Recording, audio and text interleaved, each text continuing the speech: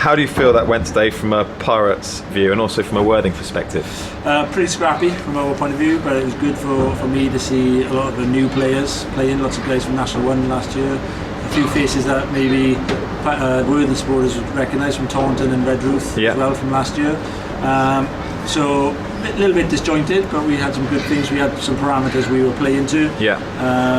But it was nice to basically play different opposition. From a Worthing point of view, I suppose they're going to be quite pleased. Obviously missing a number of players, some of the bigger star players, Keeber and Charlie and people like that, and competed really well. I thought Jamie Redmayne was outstanding today.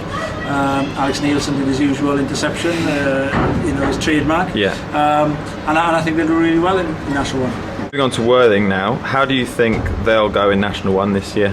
I think it'll be very similar to when I was here and we went from London 1 into the National Leagues.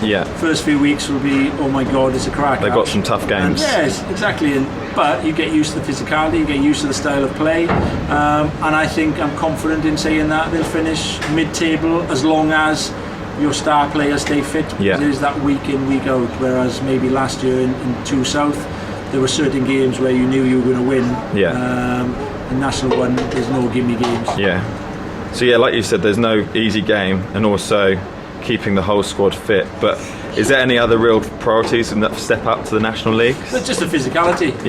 In terms of the forwards, you're going to come up against some pretty well drilled packs. A lot of analysis as well will be undertaken by sides. We've had Blackheath contact us this week, Doncaster's contacted us this week, Wharfdale have contacted us. They want to know what Worthing are about.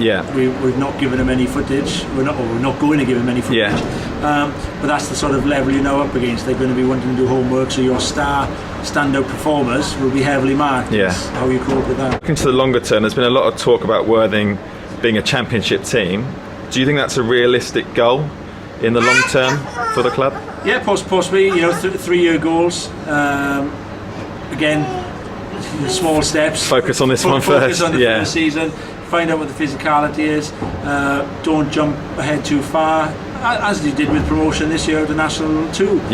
When you're ready, go for it. When you're not, just hold your horses and get all your ducks in order before you go for it. It's a big step up. National 1, it's an even bigger step up to Championship. As Jersey found out, as London Scottish found out. If you can survive, you can grow from there. But it is a big step. It must be pleasing to see so many of the squad that you coach still here and still an integral part of the squad. Yeah, it's good that I didn't ruin their careers and they're still part of it. Ben Dudley, I don't think has cut his hair since I left, which is it's still going. It's still going. But people like Joe Govett, Jamie Redmayne, JC, James Arthur. Great guys, and the heart of the club. You can't lose these, even though you've gone up the next level. You've got to make sure that you don't buy too many people in, because you lose the heart of the club.